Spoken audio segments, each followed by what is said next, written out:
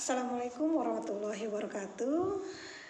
Jumpa lagi kita untuk sesi yang berikutnya. Sebelumnya saya sapa teman-teman semua dulu. Bagaimana keadaan semuanya? Mudah-mudahan saudara semua masih dalam keadaan sehat dan tetap bersemangat. Oke. Nah, minggu ini kita akan membahas topik mengenai bagaimana teknik dari analisa laporan keuangan. Nah, teknik dari analisa laporan keuangan pastinya ya, kalau kita menganalisa sebuah laporan keuangan ada teknik-tekniknya, apa yang akan kita lakukan, apa yang akan kita ukur ya untuk melihat kinerja dari sebuah perusahaan. Nah, secara garis besarnya teknik dari analisa laporan keuangan ini kita cakup menjadi 3 bagian, yakni ada analisis profitabilitas, itu analisis yang digunakan untuk melihat seberapa besar pengembalian investasi yang dilakukan sebuah perusahaan ya, pengembalian investasinya dalam memperoleh keuntungan. Lalu ada namanya analisis resiko. Nah, kalau analisis resiko ini dia melihat seberapa besar kemampuan perusahaan untuk menghadapi resiko-resiko yang dihadapi dalam menjalankan bisnisnya ya,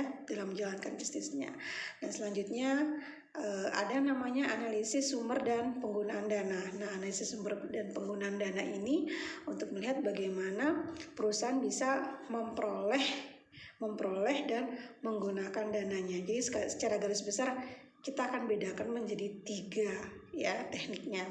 Ada analisis dari profitabilitas, analisis risiko, dan sumber serta penggunaan dana. Nah, ketiga analisis ini akan kita rangkum ya, sudah dirangkum dalam buku modul kita yang di UT ya. Jadi tolong dipelajari bagaimana pengukuran ya, indikator pengukuran dalam ketiga analisis ini, baik itu profitabilitas, risiko maupun sumber dan penggunaan dana. Itu semua sudah dirangkum dalam BMP kita.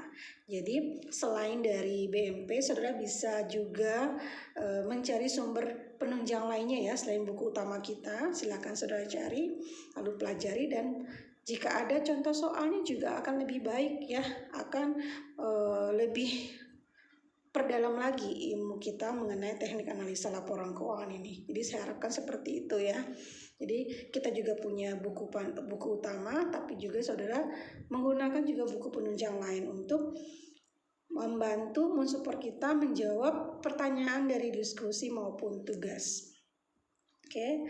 Nah, sekali lagi saya ingatkan saudara semua, dalam pengerjaan tugas maupun diskusinya jangan sampai lupa untuk mencantumkan sumber referensi yang saudara gunakan untuk menunjang jawaban saudara. Oke. Jadi sekian dulu informasi sedikit dari saya. Mudah-mudahan di sesi ini saudara bisa menjawab dengan benar dan lugas ya, dan bisa memperoleh nilai yang maksimal. Oke. Wabillahi taufiq wal hidayah. Assalamualaikum warahmatullahi wabarakatuh.